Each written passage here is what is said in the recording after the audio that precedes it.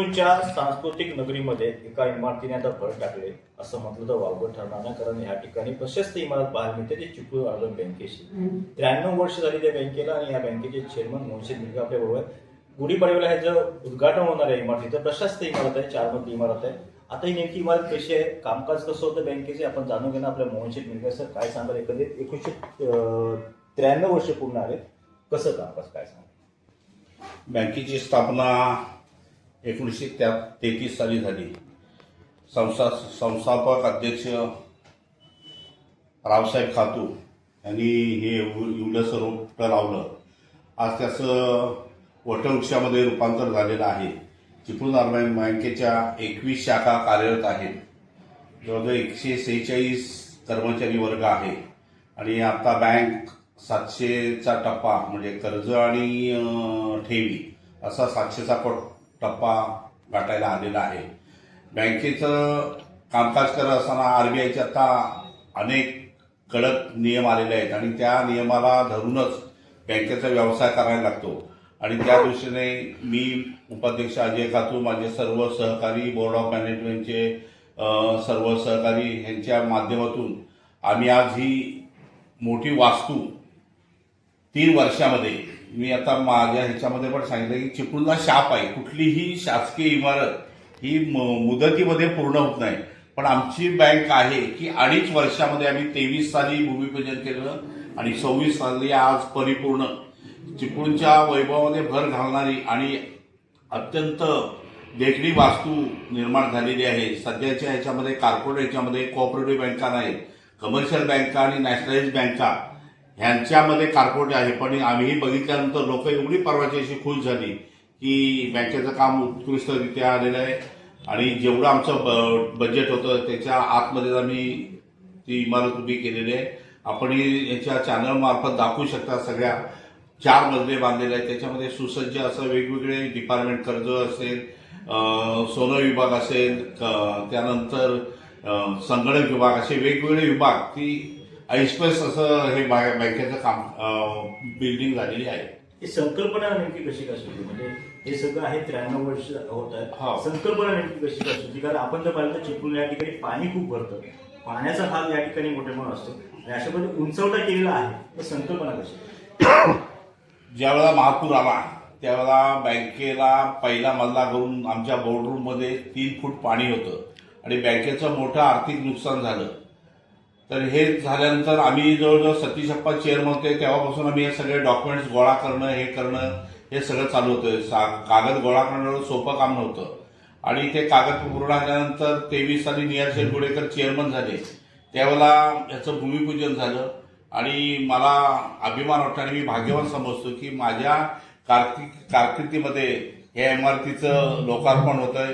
मी सर्व सभासद, माझे सर्व सहकारी यांना सगळ्यांना धन्यवाद देतो. आमचे कोर कमिटीचे सर्व सदस्य आहेत त्यांचंही धन्यवाद. न्यायाशी तुमच्याकडे हा विषय येतोय, कारण 1900 म्हणजे 2-3 वर्षापूर्वी असा विषय घडला. भूमिपूजन काय सांगायचं. 21 साली ज्या वेळेला पूर आला त्यानंतर भरपूर बँकेचं आर्थिक आणि नुकसान झालं. जवळजवळ पहिला मजला पाण्यामध्ये गेला होता. आमची सगळी कागदपत्र, सगळी कॅश वगैरे, सगळी लॉकर विकर सगळं हे झालं होतं. त्यावेळेला अध्यक्ष होत्या पात्रे मॅडम आणि आम्ही उपाध्यक्ष होतो आणि आम्ही सगळ्या संचालक मंडळांनी ठरवलं की एक बँकेची आता नवीन बिल्डिंगच आपण हे करायची आणि त्यावेळेला आम्ही सुरुवात केलेली. त्यावेळेला म्हणजे कसं की सगळं हे करायला आणि मग ते इलेक्शन झालं, अद्यावत जी करावी नेमकी संकल्पना कोणाची. सगळ्यांची एकदम हे झालं की ह्या वेळेला आपण असं करायचं की एकदम पुढचे 100-1 वर्ष की बघायलाच नको आणि अशी उंच आम्ही एवढी केलेली आहे की जवळजवळ आता खाली बघितलं तर 15.5 फूट वरती आहे. म्हणजे पुराच्या लेवलला जवळजवळ 17 फूट वरती आहे. मी 2021च्या त्याच्यात वरतीच आहे, पण 21च्या लेवलच्या 15 ते 20 फूट उंच आहे आम्ही. म्हणजे भविष्यात आणखीन मोठा पूर आला तरी सुद्धा धोका हा कुठलाही राहिला नाही पाहिजे आणि अशी आणि करायचं ते सगळं अवाढव्यच करायचं असं आम्ही त्यावेळेला ठरवलेलं होतं. आणि मग ते सगळ्या काही अडचणी पण आल्या, त्या सगळ्याला हे करून आम्ही त्यावेळेला भूमिपूजन झालं. त्यावेळेला पण काही अडचणी आल्या आणि नंतर झालं सगळं व्यवस्थित भैरवबाच्या कृपेने. सतीशप्पा, तुम्ही ह्या सगळ्या प्रक्रियेमध्ये सहभाग घ्या. काय सांगाल एकंदरीत? आता माझ्या माहितीप्रमाणे मी 91 साली बँकेत आलो. मी सगळ्यात सिनियर मीच आहे आणि त्यावेळी बँकेची जवळजवळ 90 कोटीची 90 कोटी होती. मी 100 कोटी सुद्धा नव्हती. आणि 100 कोटी आम्ही मला वाटतं 91-92 साली 100 कोटी केले आणि आज मोहन शेठच्या नेतृत्वाखाली जवळजवळ 700 कोटीचा व्यवसाय आम्ही केला आहे.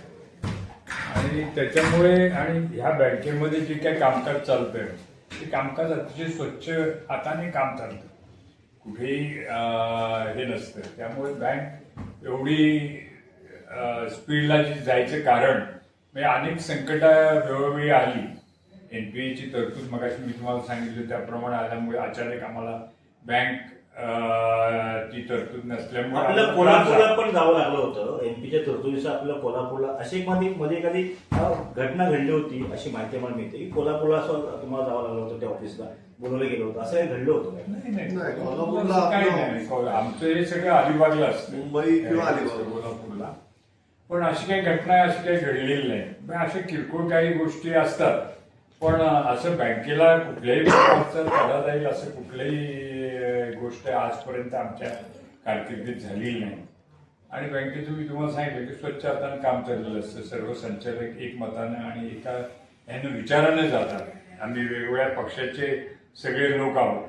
पण बँकेमध्ये कुठल्याही प्रकारचं राजकारण आम्ही करत नाही. कोणाचं एखादं प्रपोजल असेल काय असेल म्हणजे नोकर भरती असेल काय असेल ते सगळे अतिशय पारदर्शक कारभार करतो.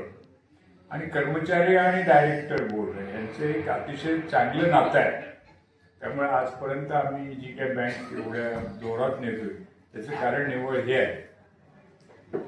संजय शेठ रेड्डीजांचा आपण खास करून उल्लेख करू शकतो कारण दिवंगत आहेत ते. बराचसा काळ ते या बँकेमध्ये होते. त्यांनी बराचसा काळ निश्चितच संजय शेठचं योगदान फार मोठं आहे. बँकेमध्ये ज्या एवढ्या ब्रँचेस फटाफट वाढल्या त्याचं श्रेय निव्वळ संजय शेठनाच आहे. आणि त्यांच्याबरोबर आम्हा सर्व संचालकांनी त्यांना एक मोकळं दिलं होतं आणि चांगल्या प्रकारचे त्यांनी काम केलं. त्यांचा अभ्यास फार मोठा होता. बँकिंग क्षेत्रामध्ये आम्ही त्यांना सहकार जे महर्षी म्हणायचे किंवा सहकारातलं जे काही त्यांना बारीक आणि अभ्यास होता वाचन होतं त्यामुळे बँकिंग क्षेत्रामध्ये त्यांनी चांगलं काम केलं. आता आपले सभासद भागभांडवल काय कधी कसं?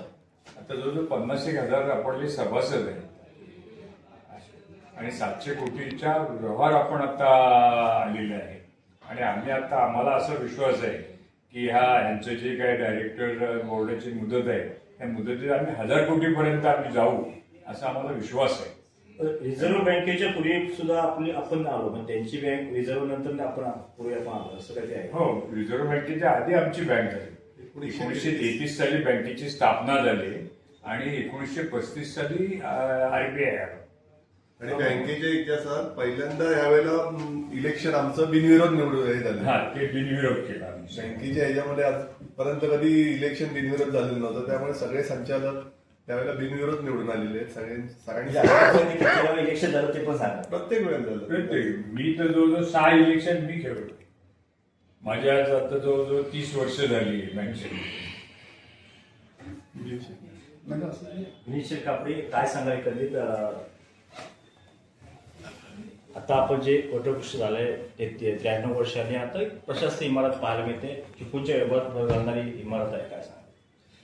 मुळात ह्या आपल्या चिपळूण अर्बन बँक म्हणजे आपल्या शहराचं फार पूर्वीपासून हे आपलं एक नाक समजलं जायचं. जो कुठलाही प्रतिष्ठित व्यापारी असू दे किंवा छोटा मोठा व्यापारी असू दे अगदी हातगाडीवाला असू दे तर त्याला कर्ज देण्यासाठी आम्ही संपूर्ण यंत्रणा ही आमची बँकेची कार्यरत असते नेहमी सातत्यानं. मुळात आधी कसं आहे की ह्या बँकेमध्ये जे आम्ही डायरेक्टर बोर्ड आणखी जे आम्ही कर्मचारी एकत्रितपणे जे आम्ही काम करतो त्यामध्ये कुठलाही पक्षाचा लवलेश न ठेवता पक्षाची चप्पल आम्ही बाहेर ठेवून आम्ही सर्व एकत्रितपणे एक दिलानं आणि एक मुखानं चांगलं काम करतो. कारण का आपल्याला देखील माहिती आहे की एखाद्या संघाला जर का एखादी मॅच जिंकायची असेल तर त्याला सांघिक यश आपण जे म्हणतो ते सगळी संघटनेची भावना सांघिक यश जर मिळवायचं असेल तरच आपण त्यातनं पुढे जाऊ शकतो. आणि आताच्या ह्या स्पर्धेच्या युगामध्ये आम्ही सर्व जर एकत्रितपणे काम करतो. आमच्याकडे आमचा कोर कमिटी आमच्यावरती आहे, ते काम करत असते.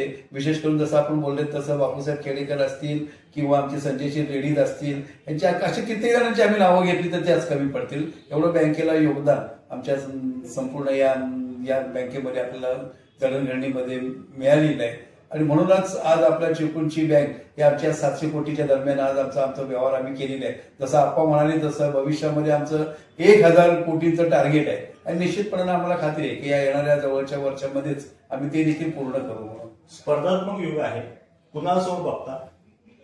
नाही, स्पर्धात्मक म्हणजे पर्टिक्युलरली कुणाच्या विरोधामध्ये आमची स्पर्धा नाहीये किंवा कुणाची. आज बँकिंग क्षेत्र जर बघितलं तर बँकिंग क्षेत्रामध्ये व्याजाचे जे काही कमी जास्त भाव असतात, मग देणारं व्याज असतं, जे आमच्या ठेवीवरती व्याज आहे त्याच्यामध्ये व्याज असतात, किंवा एखादी समजा कर्जावरती व्याज द्यायचं असेल तर त्यामध्ये सुद्धा अर्धा 1% फरक पडू शकतो. त्या स्पर्धा असतात आणि त्या स्पर्धेमध्ये सुद्धा आम्ही आमच्या पद्धतीनं जास्तीत जास्त ग्राहकांना किंवा आमच्या सभासदांना जास्तीत जास्त फायदा कसा होईल, त्याचा लाभ कसा देता येईल, त्याचा आमचा सातत्यानं प्रयत्न असतो. त्याचबरोबर आमचा जो कर्जदार सुद्धा आहे तो सुद्धा सॅटिस्फॅक्शन त्याला कसं मिळेल, आणखी तो सुद्धा समाधानी कसा राहील, त्यासाठी आमचा सातत्यानं प्रयत्न असतो. त्याला कमी व्याजामध्ये चांगली सर्व्हिस, आणखीन अग्रगण्य सर्व्हिस देण्याचा प्रयत्न हा आमचा सगळा असतो. आणि आता आम्हाला सांगायला विशेष आनंद वाटतो की आम्ही 100व्या वर्षाकडे आमची वाटचाल होत असताना आज आमची ही इमारत आता आम्ही सुसज्ज इमारत तयार केलेली आहे. याच्यामध्ये संपूर्ण कॉम्प्युटरायझेशन आहे. सर्व्हिसच्या बाबतीमध्ये आम्ही आमच्या सर्व स्टाफला मन मिळवून स्टाफ सगळा आमचा आहे. त्याचबरोबर आणखी जे आमच्या ज्या फॅसिलिटीज आहेत किंवा इतर ज्या काही गोष्टी आम्हाला चांगलं जास्तीत जास्त सर्व्हिस आणि जास्तीत जास्त फायदा ग्राहकांना कसा देता येईल, त्यासाठी आमचं सातत्यानं चेअरमन साहेबांच्या मार्गदर्शनाखाली आम्ही सगळे डायरेक्टर बोर्ड काम करतोय आणि त्याला आम्हाला यश देखील चांगल्या पद्धतीने आम्हाला मिळते. आपल्यावर अजय खातू साहेब उपाध्यक्ष आहात, काय सांगाल तुम्ही? तुम्ही जर साहेब बघितलं की दर अहवाल बघितला तर तुमच्या असं लक्षात येईल की प्रत्येक वर्षी हा एनपीए तुम्हाला कमीत कमी झालेला दिसेल. म्हणजे गेल्या वर्षी जो एनपीए होता तो आता कमी झालेला आहे, याहीपेक्षा अजून पुढच्या वर्षी कमी होईल. म्हणजे एखादं वर्ष असं आमच्या कारकिर्दीत चेअरमन साहेबांचे असं येईल की जवळजवळ एनपीए हा बँकेचा 0 सुद्धा झालेला आपल्याला तुम्ही पाहाल, एवढं मी तुम्हाला खात्रीपूर्वक सांगतो. इतक्या प्रभावीपणे वसुलीचं काम हे चेअरमन साहेब, सर्व संचालक मंडळ, बोर्ड ऑफ मॅनेजमेंट आणि सर्व बोर्ड कमिटीच्या सदस्यांच्या मार्फत हे वसुलीचं काम अत्यंत प्रभावीपणे केलं जातं. यात कुठच्याही प्रकारचा कसलाही हस्तक्षेप हे बँकेत स्वीकारलं जात नाही. एक वसुली करू नका किंवा वसुली थांबवा असं कोणाचाही दबाव, कोणाचाही प्रेशर बँक चेअरमन हे कोणाचाही स्वीकारत नाही. गोल्ड लोनच्या बाबतीत कसं आहे? गोल्ड लोनच्या बाबतीत आता काही रेट म्हणजे सोन्याचाच रेट वाढल्यामुळे काही पतसंस्थांचं थोडंसं आम्हाला कॉम्पिटिशन असतं दराच्या बाबतीत, तिकडे थोडासा रेट आपल्याला जास्ती मिळतो. परंतु ग्राहकांचा विश्वास हा गेले 93 वर्षाच्या कारकिर्दीत हा चिपळूण अर्बन बँकेवरच असल्यामुळे येणारा ग्राहक हा मला पैसे किती मिळत आहेत, व्याजदर किती आहे हे कशाचाही विचार न करता फक्त अर्बन बँकेवर आमचा विश्वास आहे, आमची वस्तू इथे सुरक्षितच राहणार ह्या खात्रीने ते आमच्या इथेच व्यवहार करतात. हे लोकांचा विश्वासार्थ जपणारे अर्बन बँक 100% नव्हे 1001%. मोठी शेवटचा प्रश्न आहे. तशाच ते इमारत केले, पण काय अभिनव योजना केलेल्या आहेत का? नवीन काही योजना केलेल्या आहेत ना. नवीन योजना म्हणजे सध्या मी निश्चित बोलले की हे स्पर्धेचं युग आहे. कमर्शियल बँका आहेत, नॅशनल बँका आहेत, पतसंस्था आहेत. पण ह्याच्यामध्ये टिकून राहायचं झालं तर त्या दृष्टीने ठेवी करण्यासाठी एक आकर्षक व्याज आकारावा लागतो.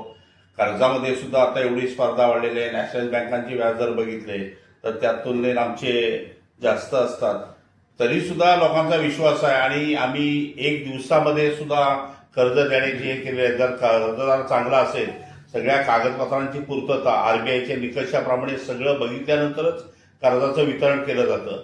आणि मी तुम्हाला सांगतो की तुम्ही हे मगाशी बोलले की प्रशस्त इमारत म्हणजे चिपळूणमध्ये ह्या पद्धतीने कमर्शियल बिल्डिंग की सगळे ह्याचे नगरपालिकेचे निकष आहेत. म्हणजे त्याचं फायरचं आहे, लिफ्ट आहे, पार्किंग आहे. चिपळूण शहरामध्ये एवढी सुसज्ज इमारत आणि सगळे निकष हे केले. प्रमुख पाहुणे म्हणून पालकमंत्री उदयजी सामंत आहेत, या रत्नागिरी सिंधुदुर्गचे खासदार नारायणजी राणेसाहेब आहेत, माजी मंत्री आणि ग्वागर विधानसभा मतदारसंघाचे आमदार भास्करराव जाधव, चिपळूण संगमेश्वर विधानसभा मतदारसंघाचे आमदार शेखरजी निकम, DDR आमचे सोपान शिंदे आणि नगराध्यक्ष उमेशजी सकपाळ, त्यानंतर अनेक यांचे मान्यवर ह्या कार्यक्रमाला उपस्थित राहणार आहेत. आणि कार्यक्रम आम्ही इतके वर्ष सामाजिक कार्यात असल्यामुळे तो कार्यक्रम नीटनेटका करण्याच्या सर्व सहकारी, प्रत्येकावर कर्मचारी असतील, आमचे CEO सगळे अधिकारी यांच्या त्या नियोजनाच्या आमच्या बैठका चालू आहेत आणि एक नीटनेटका कार्यक्रम करण्याच्या दृष्टीने आमचे प्रयत्न चालू आहेत आणि ते नक्की यशस्वी होईल याची आम्हाला खात्री आहे. म्हणजे असे या आता आमच्या नवीन इमारतीच्या उद्घाटनानिमित्त मी असे आवाहन करतो की सर्व कर्जदारांनी जास्तीत जास्त आमच्या या बँकेचा लाभ घ्यावा. हितचिंतक आणि यांनी सर्वांनी आमच्या आता नवीन स्कीममध्ये ठेवी काही स्कीम आणलेल्या आहेत, त्याचा लाभ घेऊन आम्हाला जास्तीत जास्त सहकार्य करावे हे आवाहन करतो.